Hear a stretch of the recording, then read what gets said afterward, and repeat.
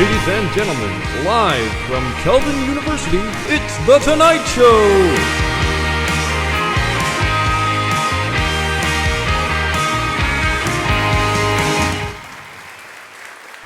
Welcome to The Tonight Show. I'm your host, Jack Droppers. We have a great show for you tonight. Jeff Bouman is here, and we will have a musical performance by Shamara Tumblin. But first, let's get to the news. As we near the Halloween season, it is unlikely this year that trick-or-treating will happen, which is why a man in Texas created a modified potato gun that shoots candy to costumed children on the sidewalk.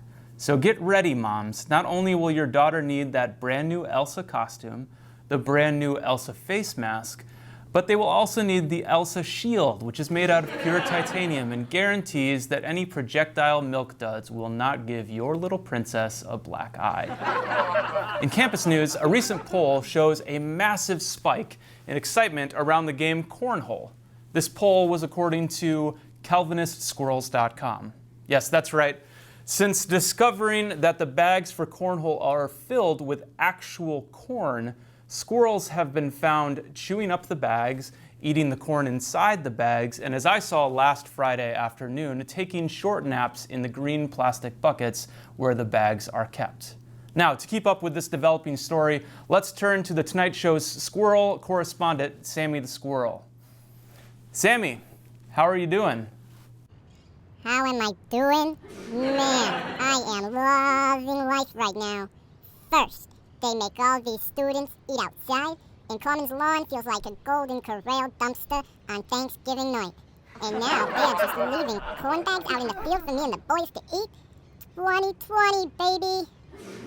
Wow, it sounds like it's been a really great year for you. Of course it is. You only live once. And by once, I mean we only live for an average of 6 years. I'm just trying to enjoy my formative years, giving every food the old college try, and I will never regret this. Yeah, it certainly sounds like a crazy month. Have you seen any repercussions of eating that much dried corn? Well, there is this one thing. Okay, go on. Well, you know how when you eat corn and then go to the bathroom, the next day you can tell from your excrement that you ate corn the day before? Yeah, I think we all know what that is. Well, imagine if the corn you've been eating was never cooked. You have to eat the corners off a canvas bag to get it. And you eat 9 times your body weight in corn. Okay, I think I'm following. Jack, have you ever seen them machines that shoot out tennis balls when people need to practice their backhand? Oh my. Yep, greatest year of my life. All right, thanks, Sammy the Squirrel. Moving on. Sean Foyt, who I am told is a singer-songwriter who writes Christian music, has recently been holding events across the country using the hashtag #LetUsWorship, where thousands of maskless people show up to sing his music so that I can, assume that he sells more records on iTunes. Now, I don't know much about the Christian music business, but as somebody who is a Christian and in the music business and who happens to write songs, I'd like to address Sean directly because I'm sure he's a big fan of this show and is watching live right now as he does every week and isn't just watching because everyone who is watching this happens to press pause and tweet the YouTube link to this episode along with the hashtag #LetUsWorship right now. So anyways, Sean, let's talk one-on-one. Look, I know it's been a hard year for touring musicians. And I also know how wonderful it feels to have your music included in the special moments of people's lives. I mean, a few months ago, somebody sent me a link to a couple having their first dance to a song that I wrote, and it almost made me cry.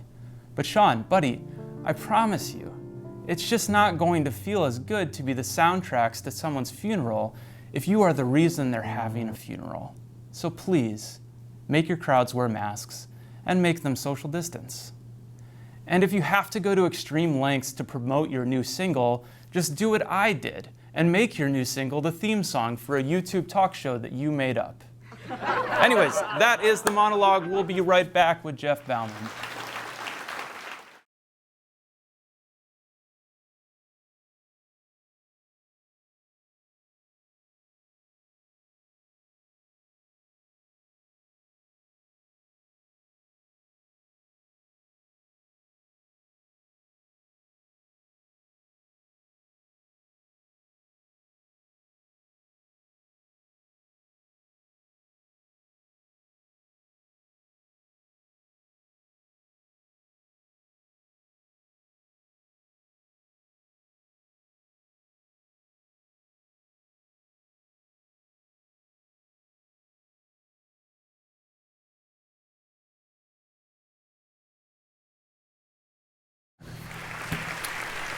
Welcome back. He is the director of the Service Learning Center and is also doing something that most Americans only dream of, leaving America.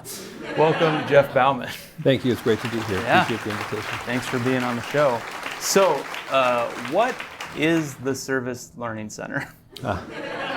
It's a heritage. It's an idea that came in the early 60s to a couple of women who were wondering what would happen to Calvin when it moved from the urban campus to this kind of rolling estate campus. Mm-hmm. And they established some partnerships at a local school for after-school tutoring.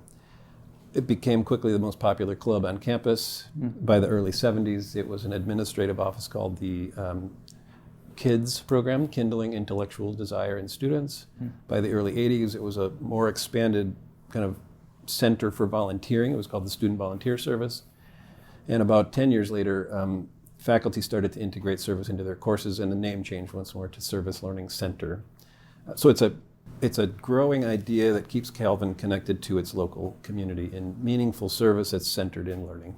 And what does that look like for the average Calvin student? Yeah. I know you do Street Fest, right?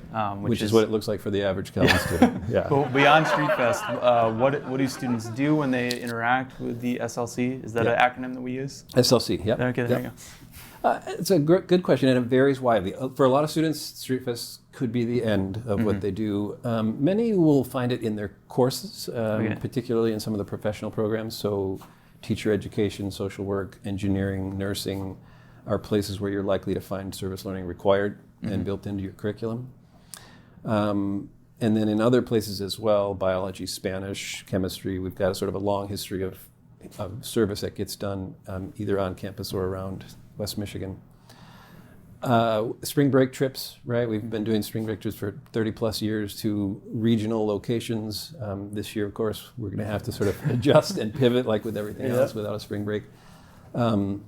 Blood drives, other forms of sort of one-time service. And then, there are places where students interact with the Service Learning Center's fingerprints without probably knowing it. So things like Project Neighborhood and interfaith dialogue and communication. The Perkins program, for first generation students, we were around the table when that developed. So it depends, but often it has something to do with a meaningful connection with a local school or nonprofit in Grand Rapids. Yeah, and you started this Hungary semester. This will be the 10th year, if it happens. Yeah. I didn't start it. I started working with it 10 years ago. You started working with it 10 years ago.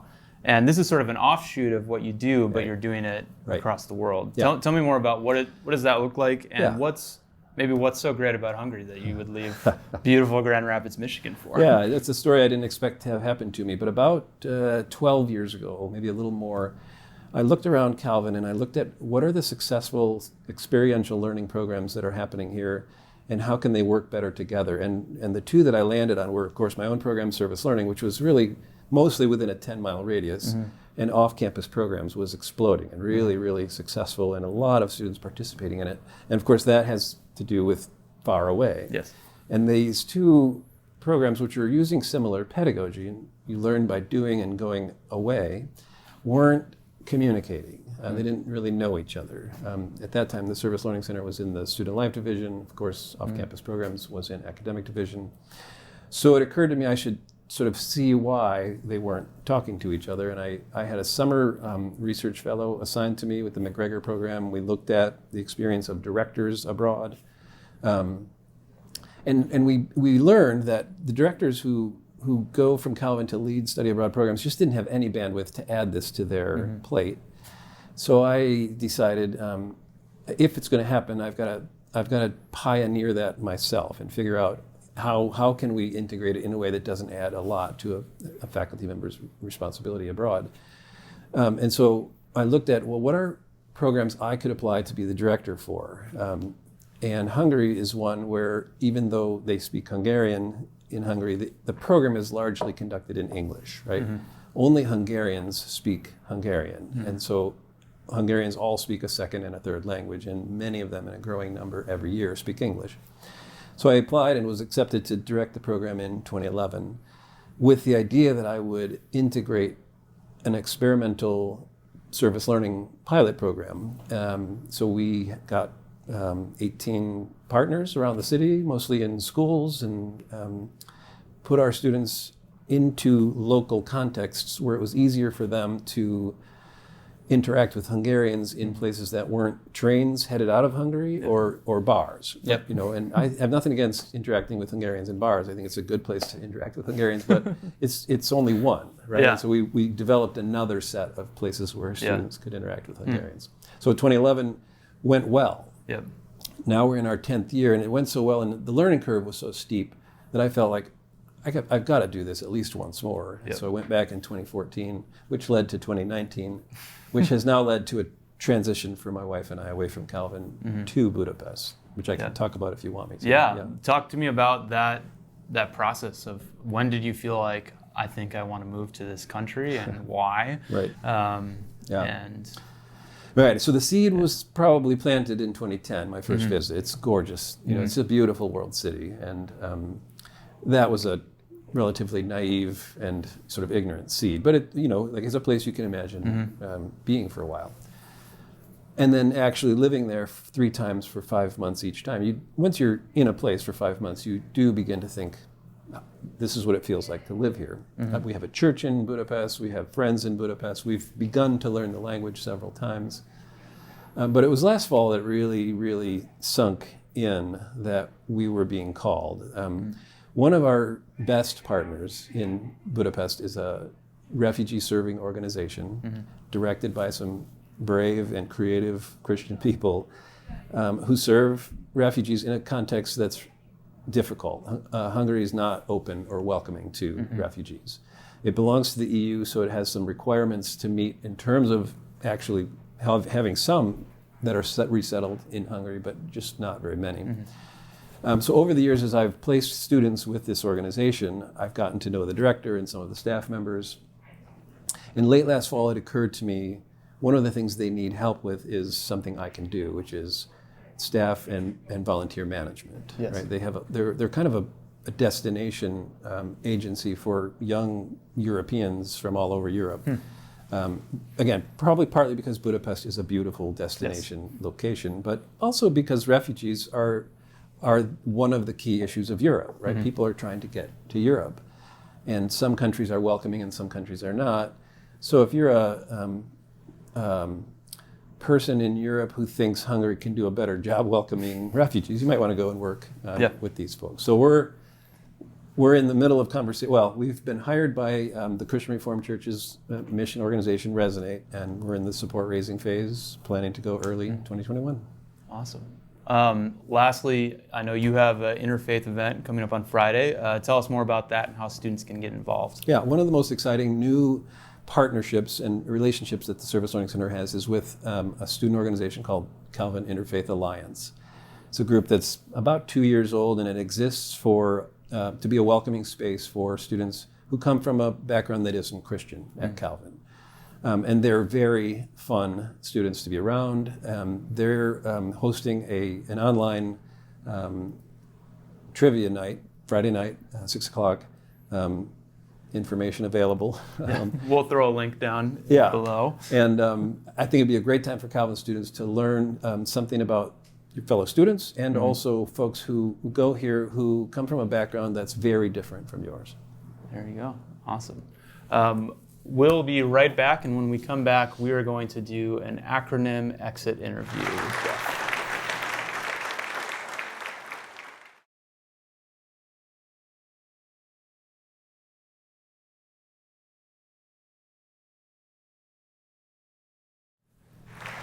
All right, welcome back. So Jeff has been here like 18 years, and I've been here like 18 weeks.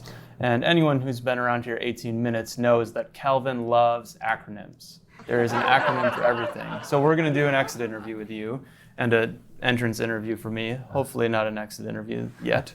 I've got a list of 8 acronyms here. I don't know that any of them are real, but I'm told that some of them are real things. Okay.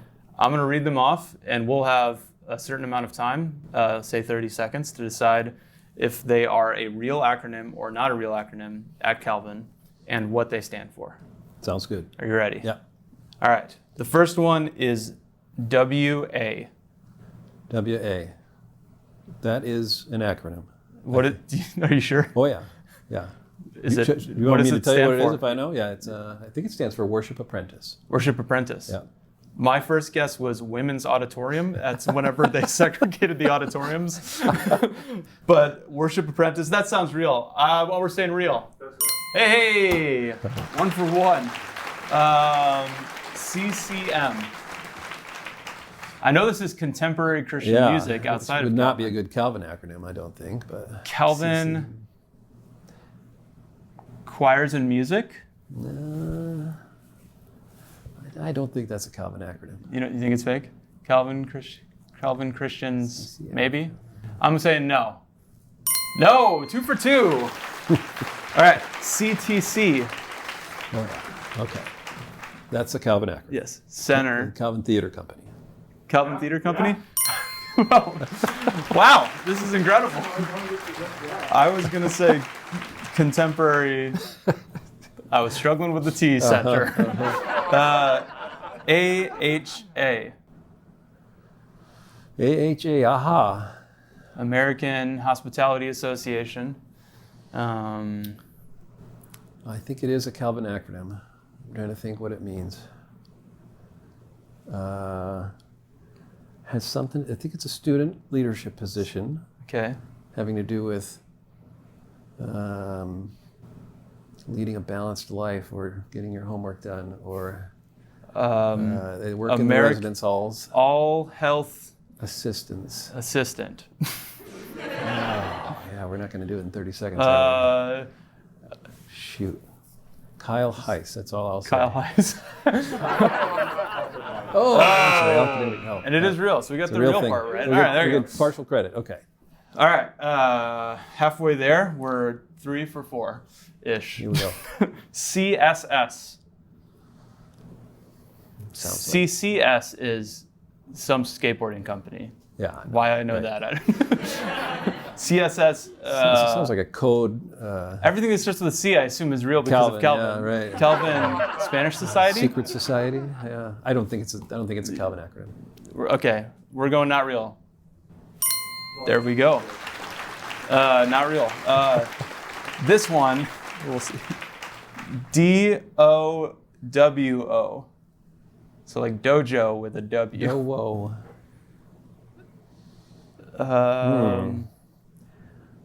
Well, it seems too easy to say no to this one. Yeah, It because wouldn't be. Yeah. let's see. Women's organization. Women's. Okay. I got nothing. The Democrats or Women organization. Like you can be either a Democrat or a woman to be a part of. Right, you're welcome. We're saying not real. Not a real. Oh, it's a real thing. Dorm worship. Oh. So whoa. Okay. It's okay. Whoa. Nice. That's confusing. All right. So I don't know what that is. 3 for 5. 3 for 5. All right. Capital K, capital H, lowercase u, R.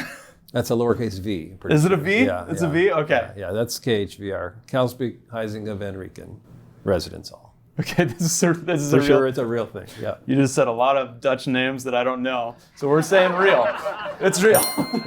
All right, and the final one, GAF.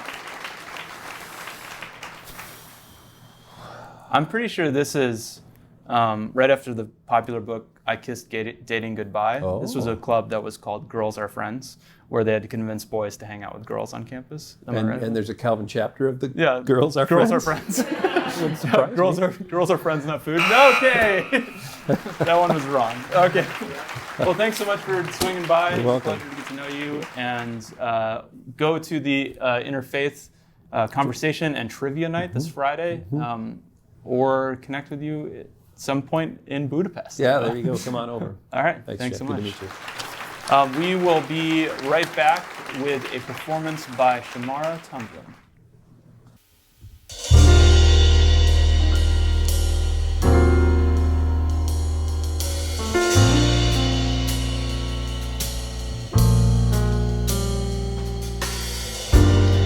Like a summer breeze breeze whistling through the trees. I can feel you, oh Lord. No, my love is true. So in all I do, I'ma praise you. There's no one like you. Ooh, that's why you're always on my mind. My mind, my mind, my mind. So amazing that it's unbelievable. You make me so satisfied with my life, knowing that you're in control. Secure, I don't have to worry about a thing. You're so heavy on my mind. You're always on my mind. You're always on my mind. My mind, yeah, yeah. You're always on my mind. My mind, my mind. If there was a way that I changed the way I think, I would never be the same. The thought of you is so heavy on my brain that it's never gonna change. The things you do, the way you are, gets to my soul down in my heart.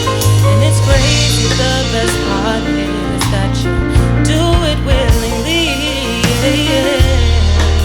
You're on my mind, you're always on my mind.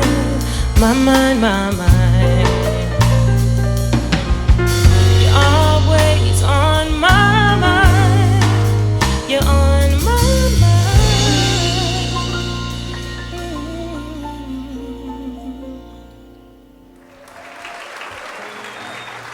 That is our show. Thanks so much to Jeff Bouman for being here and for Shamara Tumblin for playing that wonderful song. If you want to hear more from her, check out our mini concert and conversation coming out on Thursday at 9 p.m.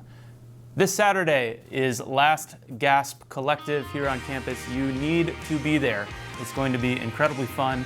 If you need tickets, they're in the link in the bio. If you're watching this and you're not a Calvin student, this will also be live streamed, and you can buy tickets to the live stream in the bio as well. I guarantee this will be one of the best, at least the top 3 live concerts at Calvin this year. Guaranteed. Because we've only had 3. But it will still be incredible, and you're going to want to be there. If you haven't heard of them, you should go. Stop listening to this. Stop watching this. Why are you still on this video? Go look them up on YouTube. Seriously, get out of here.